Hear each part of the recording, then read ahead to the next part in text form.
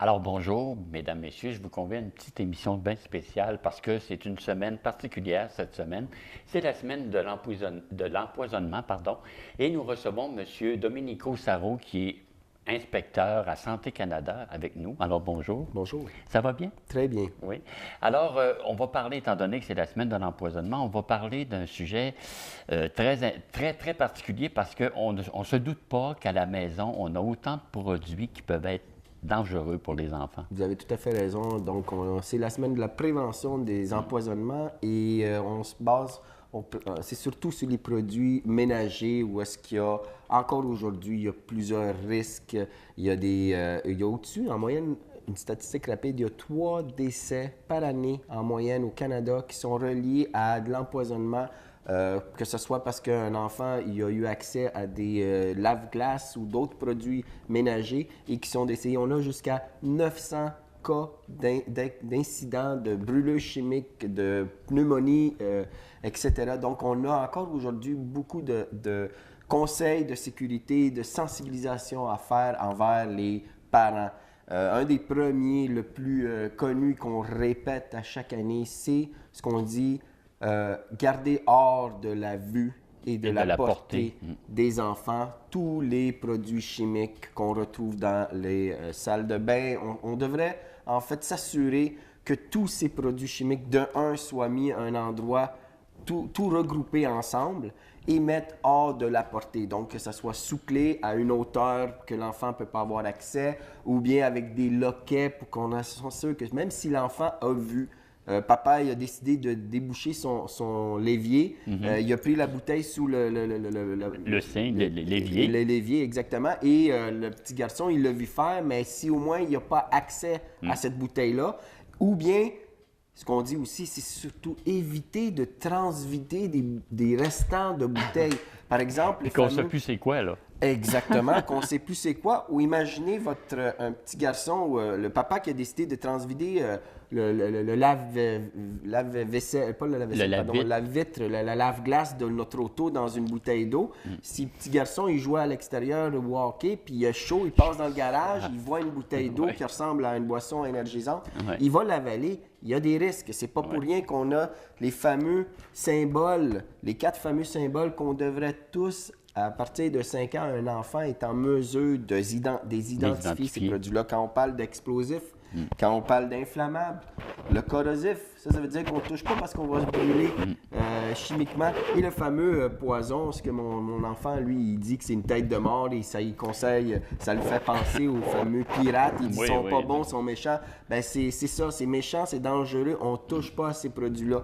Et si en plus on transvide les bouteilles, bien souvent les bouteilles, les contenants, ils ont ce qu'on appelle des bouchons protège-enfants. Oui, habituellement c'est difficile à ouvrir. Exactement, c'est conçu pour justement que l'enfant, s'il a réussi à le voir et avoir accès à ce produit-là, bien au pire, si on ne l'a pas transvidé, l'enfant n'est pas capable de l'ouvrir. Oui, ça c'est Donc, sécuritaire. Exactement. Donc, des conseils de sécurité, il y en a beaucoup à aller voir sur notre site de canada.ca/santé.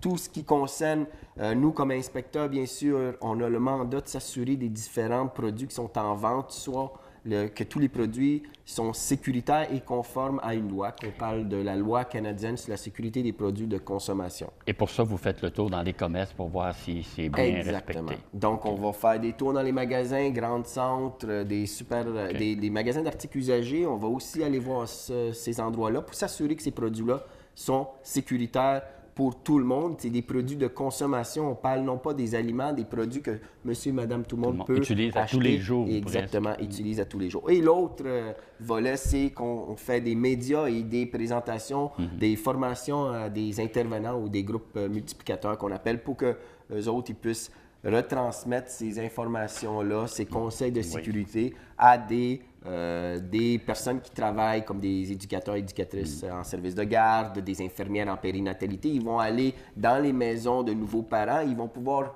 voir les différents produits. On parle donc, ils vont pouvoir conseiller aux parents, vos produits chimiques sont placés où? On va regarder ça. Est-ce qu'ils sont sous clé, etc.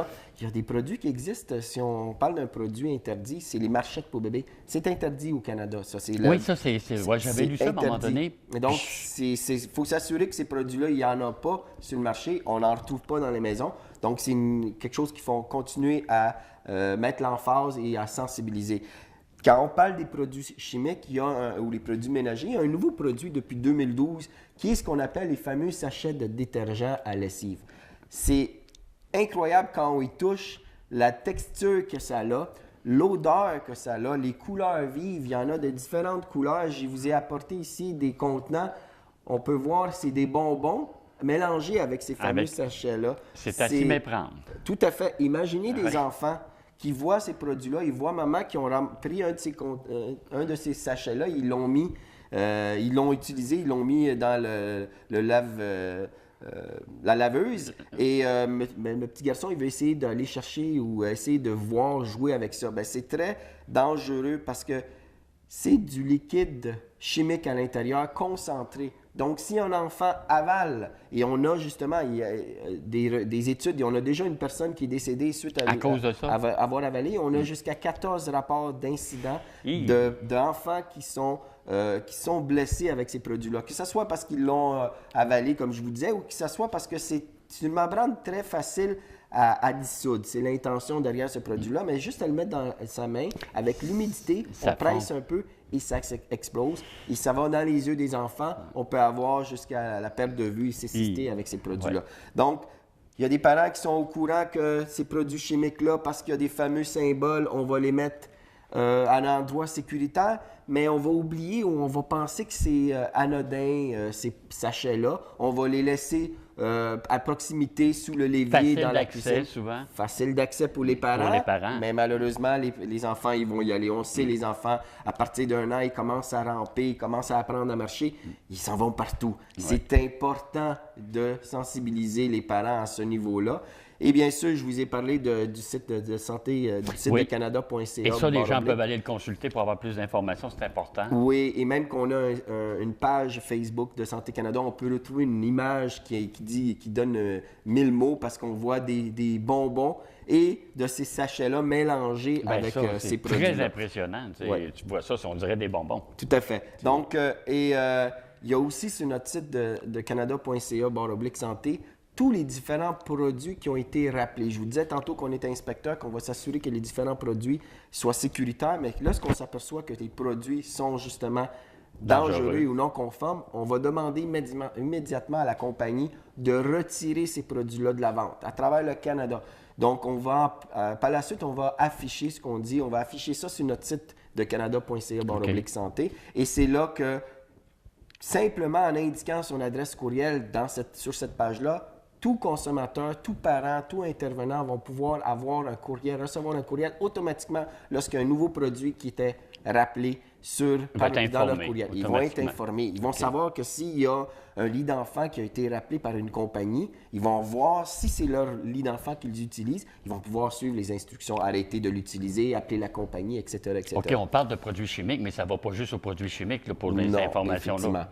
Exactement. Ça peut être très large. Oui, nous, on a, comme je vous disais, la fameuse loi canadienne sur la sécurité des produits de consommation. Ça regroupe une trentaine de règlements. Donc, on parle de produits chimiques, qu'on parle de jouets pour enfants, qu'on parle des lits pour enfants. On est vraiment des produits de consommation. C'est tout ce que monsieur et madame tout le monde peut retrouver dans les magasins. Nous, on s'assure que ces produits-là sont sécuritaires. Si on revient aux produits chimiques, j'aimerais ça mentionner que si on s'aperçoit, c'est important que les parents réagissent rapidement. Si on s'aperçoit que, par exemple, notre petite fille a mis ça dans sa bouche, ce fameux sachet-là, il y a un résidu de ce liquide-là qu'on voit autour des lèvres, on réagit rapidement. On n'attend pas qu'il commence à avoir des vomissements, maux de ventre. On appelle le 911. Immédiatement, on appelle le 911. Si on s'aperçoit qu'on n'est pas sûr, qu'il a joué avec, mais peut-être qu'il n'y a pas vraiment sa chance. On ne prend pas de chance. On peut aussi appeler le centre antipoison qu'on devrait tous aujourd'hui avoir dans nos téléphones intelligents, facile d'accès. On parle du 1-800-463-50-60. On peut rapidement appeler, avoir un intervenant qui va pouvoir nous dire et garder le produit, parce que c'est souvent écrit, on parle des symboles, mais aussi des instructions à l'intérieur. C'est quoi les ingrédients qui sont dans ces produits-là pour qu'on puisse rapidement expliquer et intervenir rapidement. Donc, c'est les messages qu'on veut passer au niveau des produits chimiques, des fameux sachets de détergents. On veut aussi, toujours sur le même site de canada.ca/santé, les compagnies ont l'obligation de le faire, c'est-à-dire qu'ils ont l'obligation de nous rapporter un incident. C'est-à-dire, s'ils ont vendu ces sachets de détergent-là et le consommateur a acheté ce produit-là, puis le lendemain, il y a eu son enfant qui a failli s'étouffer avec, il l'a mis dans sa bouche. Nous, ils vont le rapporter au détaillant. Le détaillant a l'obligation de nous le rapporter, de remplir ce qu'on appelle un rapport d'incident qui est sur notre site de Santé Canada. Et nous, on invite aussi les consommateurs. Quand il y a un jouet, qui a une petite pièce pour des enfants de moins de 3 ans qui s'est détaché, notre enfant l'a mis dans sa bouche, il a failli s'étouffer, allez sur notre site, rapportez-nous cette information-là. Oui. Le produit, où est-ce que vous l'avez acheté, c'est quoi les informations qui sont sur ce produit-là, parce que pour nous, ça va nous permettre de faire enquête, de communiquer avec la compagnie responsable et de voir est-ce que ce produit-là est tout à fait, effectivement, il est dangereux. Et si c'est le cas, on va retirer ces produits-là du marché. Parce que vous faites des inspections, mais c'est peut-être impossible de tout inspecter ce qui se met sur le marché. Effectivement, des compagnies, des magasins d'articles usagés, des ça magasins... Va vite, il y en a des produits. Exactement, il y en a. Et c'est pour ça qu'on fait... Oui, bien des inspections qu'on nous on appelle ad hoc. On va dans les magasins des régions, on va aller faire des inspections. On fait bien sûr la sensibilisation, mais on va aussi beaucoup faire affaire avec les importateurs, les fabricants. On va faire affaire avec les douaniers. Quand ça passe aux douanes, on inspecte les produits qui rentrent. On peut avoir une idée de qu'est-ce qui rentre, si c'est sécuritaire ou pas. Donc, tout ça, ça fait partie de notre mandat comme inspecteur. OK.